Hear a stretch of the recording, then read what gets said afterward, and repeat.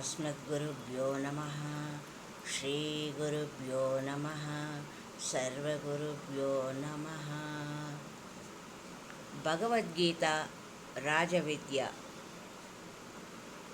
భారతీయ తత్వచింతనకు ఆధారం ప్రస్థానత్రయము అనబడే బ్రహ్మసూత్రాలు, ఉపనిషత్తులు, భగవద్గీత. ఇవి జీవుని ఇహపరలోక యాత్రకు మార్గదర్శక గ్రంథాలు. వీటిలో సర్వకాల సర్వ అవస్థలలోనూ మానవజాతి అనుసరించదగిన విశ్వజనీనమైన ఏకైక మత గ్రంథము భగవద్గీత. భారతో దది నిర్మధ్య గీతా నిర్మది తస్య చ సారముద్రుత్య కృష్ణేన అర్జునస్య ముఖే ధృతం. 18 పురాణాలు, 9 వ్యాకరణాలు, 8 వేదాలను బాగుగా మదించి వ్యాసమునీంద్రుడు మహాభారత రచన చేశారు. ఈ మహాభారత సముద్రాన్ని కూడా మదించి సారమగ గీతను వెలికితీసి కృష్ణ పరమాత్మ అర్జునునకు బోధించాడు. 18 అధ్యాయాలు, 700 శ్లోకాలతో కూడి ఉన్న భగవద్గీత ఉపనిషత్తుల సారంగా, బ్రహ్మ విద్యగా, యోగశాస్త్రంగా ప్రసిద్ధికెక్కింది.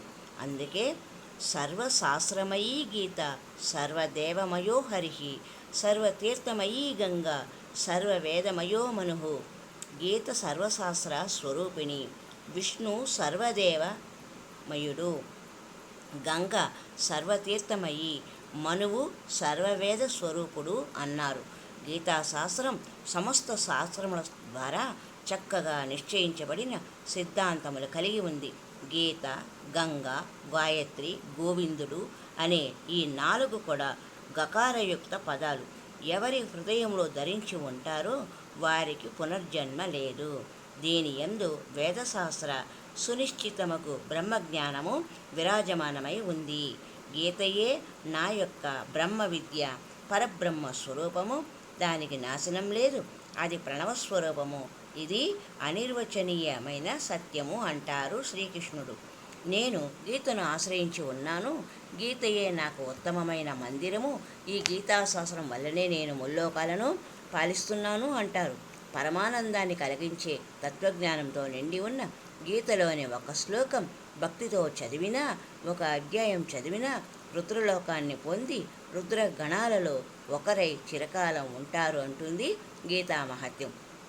నరనారాయణ సంవాద రూపమైన శ్రీమద్ భగవద్గీత కేవలం మోక్ష ధర్మ ప్రబోధకమైన నరనారాయణ సంవాద రూపమైన శ్రీమద్ భగవద్గీత కేవలం మోక్ష ధర్మ ప్రబోధకమైన మత గ్రంథం మాత్రమే కాదు, మానవ లోకానికి అవసరమైన వ్యక్తిగత, సాంఘిక, అభ్యుదయకర, నిమిత్తిక, ఆదర్శ జీవన ధర్మాలను, పరమ నిశ్చయములైన మోక్ష ధర్మాలను కూడా బోధించే దేశ, కాల, జాతి, మత వివక్షత లేని సర్వులకు, సర్వ సిద్ధాంతాలకు అనువర్తించే లోకైక మత గ్రంథము.